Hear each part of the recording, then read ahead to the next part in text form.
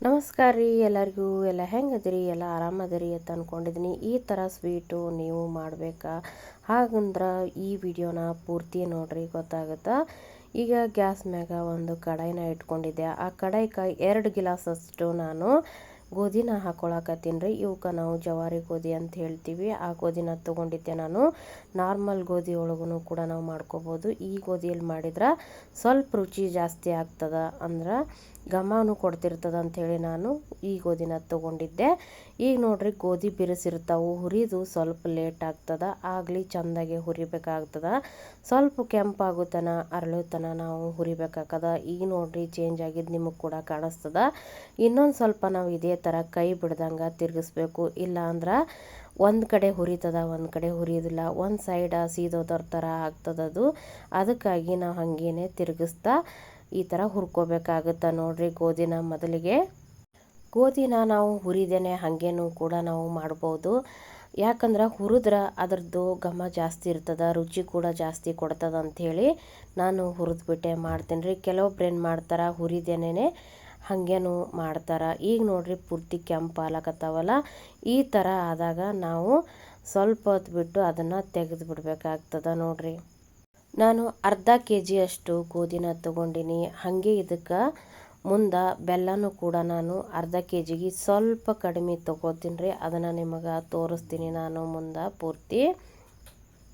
ಈಗ ನೋಡ್ತಾ ಇದ್ದೀರಲ್ಲ, ಒಳಗೊಂದೊಂದು ಗೋಧಿ ಬೆಳ್ಳ ಕಾಣಕತ್ತಾವು, ಈ ಥರ ಸಿಡಿಲಕತ್ತಾವು ನೋಡ್ರಿ, ಎಲ್ಲ ಕೆಂಪಾಗವು. ಇದೇ ಥರ ಗೋಧಿ ಹುರಿದು ಅವು ಆರಿದ ಮೇಲತ್ತ ನಾನು ಇವನ್ನ ರವೆ ಒಡಿಸ್ಕೊಂಡು ಬಂದಿದ್ದೆ ನೋಡ್ರಿ.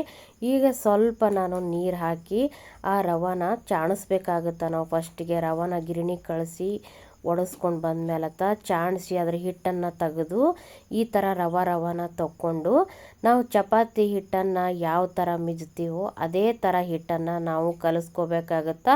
ಇದಕ್ಕೆ ಕೆಲವೊಬ್ಬರು ಬಿಸಿನೀರು ಕೂಡ ಕಾಸಿ ಸ್ವಲ್ಪ ಬಿಸಿನೀರು ಹಾಕಿ ಆಮೇಲೆ ತಣ್ಣೀರು ಹಾಕಿನೂ ಕೂಡ ಕಲಿಸ್ಕೋತಾರೆ. ಆ ಥರ ಮಾಡೋಕ್ಕೆ ಹೋದ್ರೆ ಜಿಗಿಟ್ ಜಾಸ್ತಿ ಆಗ್ತದೆ, ಬ್ಯಾಡ್ ಅಂಥೇಳಿ ನಾನು ತಣ್ಣೀರಲ್ಲೇ ನಾದಿ ತೆಗೆದಿಡ್ತೀನಿ. ಒಂದು 10 ನಿಮಿಷ ನೆನಿಲ್ರಿ, ಅವು ರವೆ ಥರ ಇರ್ತಾವಲ್ಲ, ಸ್ವಲ್ಪ ನೆನಿಬೇಕಾಗುತ್ತದು, ಅದಕ್ಕೋಸ್ಕರ. ಈಗ ನೋಡ್ರಿ, ನಾನು ಎಲ್ಲ ನೆನೆದಿತ್ತು.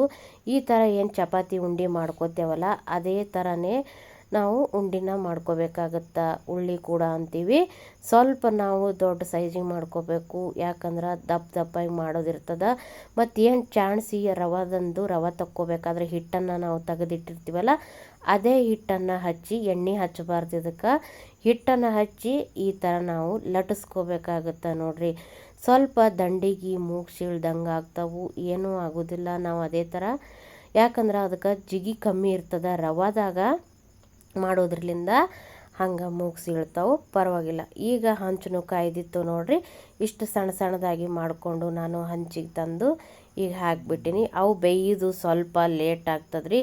ಸಣ್ಣಗೆ ಇಡಬೇಕು, ಗ್ಯಾಸ್ ಸಣ್ಣಗೆ ಇಟ್ಟು ಚೆಂದಾಗೆ ಬೇಯಿಸ್ಕೋಬೇಕು. ಇಲ್ಲ ಹಸಿ ಬಿಸಿ ಆಯ್ತಂದ್ರೆ ಹೊಟ್ಟೆ ನೋಸ್ತದ. ಅದಕ್ಕೋಸ್ಕರ ನಾವು ಮತ್ತು ಗ್ಯಾಸನ್ನು ಜೋರಾಗಿ ಇಟ್ಟೇವಂದ್ರೆ ಹೊತ್ತಿ ಬಿಡ್ತಾವೆ, ಸೀದು ಹೋಗ್ತಾವೆ, ಅದು ಕಹಿ ಆಗ್ತದೆ ನಾವು ಮಾಡಬೇಕಾದ್ರೆ. ಅದಕ್ಕೆ ಗ್ಯಾಸ್ ಸಣ್ಣಗೆ ಇಟ್ಟು ಈ ಥರ ನಾವು ತಿರುವಿ ಹಾಕಿ ಬೇಯಿಸ್ಕೋಬೇಕಾಗುತ್ತೆ ನೋಡ್ರಿ. ಜಾಸ್ತಿ ಕಟಿ ಆಗೋ ಥರನೂ ಬೇಯಿಸ್ಬಾರ್ದು, ಪೂರ್ತಿ ಹಸಿ ಬಿಸಿನೂ ನಾವು ಬೇಯಿಸಬಾರ್ದು ನೋಡ್ರಿ. ಈಗ ನೋಡ್ರಿ, ನಾನು ತಿರುವಿ ಹಾಕಿ ಅದನ್ನು ಹಾಗೆ ಬೇಯಿಸ್ತಾ ಇದ್ದೆ. ಭಾಳ ದೊಡ್ಡ ಮಾಡ್ಕೊಂಬಿಟ್ಟೆವಪ್ಪ ಅಂತಂದ್ರೆ ಗ್ಯಾಸ್ ಮ್ಯಾಗ ಸರಿಯಾಗಿ ದಂಡಿ ಬೇಯ್ಯೋದಿಲ್ರಿ, ನಡ್ಬರ್ಕ್ ಮಾತ್ರ ಬೇಯ್ತಾವು. ಅದಕ್ಕಾಗಿ ನಾನು ಸಣ್ಣದಾಗಿನೇ ಈ ಥರ ಚಪಾತಿ ಥರ ಮಾಡ್ಕೊಂಡಿನಿ ನೋಡ್ರಿ. ಇದೇ ಥರ ಎಲ್ಲನೂ ತಿರುವಿ ಹಾಕಿ ಎಷ್ಟು ಹಿಟ್ಟು ನಾದಿಟ್ಟಿನೆಲ್ಲ ಅಷ್ಟೆಲ್ಲನೂ ನಾನು ಮಾಡ್ಕೊಂಬಿಡ್ತೀನಿ ರೀ. ಒಂದು ಸೈಡ್ ಎಲ್ಲ ಪೂರ್ತಿ ಬೆಂದಿತ್ತು, ಇನ್ನೊಂದು ಸ್ವಲ್ಪ ಬೇಯ್ದ್ರಾಯ್ತು, ತೆಗೆದು ಬಿಡ್ತೀನಿ ನೋಡ್ರಿ. ಈಗ ನೋಡ್ರಿ, ನಾನು ಈ ಥರ ರೌಂಡಾಗಿ ಎಲ್ಲನೂ ಇದೇ ಥರ ಬೇಯಿಸ್ಕೊಂಬಿದ್ದಾಯಿತು. ಈಗ ಎಲ್ಲನೂ ನಾನು ಮಾಡ್ಕೊಂಬಿಟ್ಟಿನಿ ನೋಡ್ರಿ. ಎಲ್ಲನೂ ಒಂದು ಪ್ಲೇಟಲ್ಲಿ ತೆಗೆದು ಇಟ್ಕೊಂಡ್ಬಿಟ್ಟೀನಿ. ಇದನ್ನು ಮುಂದೆ ಏನು ಮಾಡ್ಬೇಕಂತೇಳಿ ನಿಮಗೆ ತೋರಿಸ್ತೀನಿ ನೋಡ್ರಿ ಅಂತ್ರಿ. ಈಗ ನೋಡ್ರಿ, ನಿಮಗೆ ತೋರಿಸ್ತಾ ಇದ್ದೀನಿ. ಇಷ್ಟು ದಪ್ಪ ಇರಬೇಕದು, ಜಾಸ್ತಿ ದಪ್ಪ ಏನೂ ಇರಬಾರ್ದು, ಹಸಿ ಬಿಸಿ ಆಗಿಬಿಡ್ತಾವೆ. ಈಗೆಲ್ಲ ಇವೇನು ತಂದಿಟ್ಟೇವಲ್ಲ, ಬಿಸಿ ಇದ್ದಾಗೇನೆ ಇವಕ್ಕನ್ನೆಲ್ಲ ಹರಿದು ಒಂದು ಬುಟ್ಟಿಗೋ ಅಥವಾ ಒಂದು ಪರಾತಿಗೂ ಬಿಸಿ ಇರುವಾಗಲೇ ಬಡ ಅವ್ರನ್ನ ಕಟ್ ಮಾಡಿ ನಾವು ಹಾಕೊಂಡು ಬಿಡ್ಬೇಕಾಗ್ತದ್ರಿ. ಈ ಥರ ನಾನು ಪೀಸನ್ನು ಮಾಡ್ತಾ ಇದ್ದೀನಿ ನೋಡ್ರಿ. ಈ ಥರ ಪೀಸ್ ಮಾಡಿ ಮೊದಲೆಲ್ಲ ಏನು ಮಾಡ್ತಿದ್ರು, ಕೈಯಿಂದ ತಿಕ್ತಿದ್ಲು, ಇಲ್ಲಪ್ಪ ಅಂತಂದ್ರೆ ಒಳಕಲ್ಲಲ್ಲಿ ಹಾಕಿ ಹಾರಿಯಿಂದ ಕುಟ್ತಿದ್ರು. ಈಗೆಲ್ಲ ಮಿಕ್ಸರ್ಗಳು ಬಂದ್ಬಿಟ್ಟವು, ಕೆಲಸ ಭಾಳ ಜಲ್ದಿ ಆಗ್ತದ ನೋಡ್ರಿ. ನಾನು ಈ ಥರ ಬಿಸಿ ಇದ್ದಾಗಲೇ ಎಲ್ಲನೂ ಪೀಸಾಗಿ ಕಟ್ ಮಾಡಿ ಹಾಕೊಂಡು ಬಿಡ್ತೀನಿ ನೋಡ್ರಿ. ನೋಡಿದ್ರಲ್ಲ ಎಷ್ಟು ಚಂದ ಬಂದವು. ಈಗ ನೋಡ್ರಿ ಕಟ್ ಮಾಡಿದ್ದಂತನ ಎಲ್ಲ ಒಂದು ಮಿಕ್ಸಿ ಜಾರಿಗೆ ತೊಗೊಂಡು ಮಿಕ್ಸಿ ಜಾರಿಗೆ ಹಾಕ್ತೇನೆ ರೀ. ಈಗ ನೋಡ್ರಿ ಅರ್ಧ ಇಷ್ಟು ರುಬ್ಬಿದ್ದೆ, ನಾನು ಪೂರ್ತಿ ರುಬ್ಬಿದ್ದಾಯಿತು. ವಾಪಸ್ ರವ ಥರ ಆಯಿತು ನೋಡ್ರಿ. ಎಲ್ಲ ಬುಟ್ಟ್ಯಾಗ ತೆಗೆದಿಟ್ಟಿನಿ ಎಲ್ಲನೂ ರುಬ್ಬಿ. ನೋಡಿದ್ರಲ್ಲ, ಗೋಧಿನ ರವೆ ಒಡೆಸ್ಕೊಂಬಂದು ಚಪಾತಿ ಮಾಡಿ ಆ ಚಪಾತಿನ ವಾಪಸ್ ರವೆ ಮಾಡಿ ಮಾಡುವಂಥ ಸ್ವೀಟೇನೆ ಉತ್ತರ ಕರ್ನಾಟಕ ಸ್ಪೆಷಲ್ ಸ್ವೀಟ್. ಇದು ಮಾದ್ಲಿ ಅಂತ ಹೇಳ್ರಿ. ಇದು ಈಗ ನೋಡ್ರಿ ಅರ್ಧ kg ಕಡಿಮೆಯಷ್ಟು ನಾನು ಬೆಲ್ಲನ ತೊಗೊಂಡಿದ್ದೆ. ಈಗ ಆ ಬೆಲ್ಲನ ಎಲ್ಲ ಇದಕ್ಕೆ ನಾವು ಸಣ್ಣಗೆ ಜಜ್ಜಿಟ್ಟಿರ್ತೀವಲ್ಲ ಬೆಲ್ಲನ, ಅದನ್ನು ತಂದು ನಾವು ಇದಕ್ಕೆ ಸೇರಿಸ್ಕೊಂಡು ಬಿಡೋಣಂತ್ರಿ. ಬೆಲ್ಲ ನೋಡಿ ಹಾಕೋಬೇಕಾಗ್ತದ, ಜಾಸ್ತಿ ಆಯ್ತಂದ್ರೆ ನೀರು ಬಿಟ್ಟವ್ರ ಥರ ಆಗ್ತದಲ್ಲ, ಅದ್ರ ಸಂಬಂಧಾಗಿ ನಾನು ಅರ್ಧ kg ಸ್ವಲ್ಪ ಬೆಲ್ಲನ ತೆಗೆದುಬಿಟ್ಟಿದ್ದೆ. ಆಮೇಲೆ ಬೆಲ್ಲಕ್ಕೆ ಹಳ್ಳೆಲ್ಲ ಇರ್ತಾವೆ, ನಾವು ನೋಡಿಕೊಂಡು ಸೇರಿಸ್ಬೇಕಾಗ್ತದ. ಜಜ್ಜುವಾಗ ಎಲ್ಲನೂ ಚೆಂದಾಗೆ ನೋಡಿ ಮಿಕ್ಸ್ ಮಾಡ್ಕೋಬೇಕಾಗ್ತದ ನೋಡ್ರಿ. ಈಗೇನು ರವೆ ಮಾಡಿದ್ದೇವಲ್ಲ ಮಾದ್ಲಿ ಮಾಡ್ಲಿಕ್ಕೆ, ಅದಕ್ಕೆ ನಾವು ಹಾಕಿ ಬೆಲ್ಲನ ಚೆಂದಾಗೆ ಮಿಕ್ಸ್ ಮಾಡ್ಕೋಬೇಕಾಗ್ತದ್ರಿ. ಇದು ಸ್ವಲ್ಪ ಲೇಟ್ ಆಗ್ತದ, ಯಾಕಂದ್ರೆ ಎಲ್ಲನೂ ಹಾಕಿ ಇದನ್ನು ನಾವು ತಿಕ್ಕಬೇಕಾಗ್ತದ. ಯಾಕಂದ್ರೆ ಮಿಕ್ಸರ್ ಒಳಗೆ ಹಾಕಿದ್ರೆ ಇದು ನೀರು ಬಿಡ್ತದ, ಅದ್ರ ಸಂಬಂಧಾಗಿ ಕೈಲೇನೆ ನಾವು ಮಿಕ್ಸ್ ಮಾಡಬೇಕಾಗಿರ್ತದ. ಈ ಥರ ನೋಡ್ರಿ ಬೆಲ್ಲ ಹಾಕಿದ ಮೇಲತ್ತ ಇದನ್ನು ಚೆಂದಾಗೆ ನಾವು ಇದೇ ಥರ ನಾನು ತಿಕ್ತಾ ಇದ್ದೀನಲ್ಲ ಅಂಗೈಯಲ್ಲಿ ಹಾಕಿ ಈ ಥರ ನಾವು ತಿಕ್ಕಬೇಕು ನೋಡ್ರಿ. ಈ ಮಾದ್ಲಿ ಜೊತೆ ರೀ ಏನು ಹಾಕ್ಕೊಂಡು ತಿನ್ಬೇಕಪ್ಪ ಅಂತಂದ್ರೆ, ಊಟ ಆದ್ಮೇಲತ್ತ ಇಲ್ಲಾಂದ್ರೆ ಮುಂಜಾನೆ ಎದ್ದು ಕೂಲೆ ಖಾಲಿ ಹೊಟ್ಟಿಲೆ ಸ್ವಲ್ಪ ತುಪ್ಪ ಹಾಲು ಮಿಕ್ಸ್ ಮಾಡಿಕೊಂಡು ತಿನ್ನಬೇಕು. ಇಲ್ಲ ಆ ಥರ ಇಷ್ಟ ಆಗಲ್ಲಪ್ಪ ಅಂತಂದ್ರೆ ಏನು ಮಾಡ್ಬೇಕಂದ್ರೆ, ಉಂಡೆ ಕಟ್ಟಿ ಮಕ್ಕಳ ಕೈಯಾಗ ಒಂದೊಂದು ಕೊಟ್ಟರು ಸಾಕು, ತಿರುಗಾಡಿ ತಿಂದು ಬರ್ತಾರೆ ಆರಾಮಾಗಿ.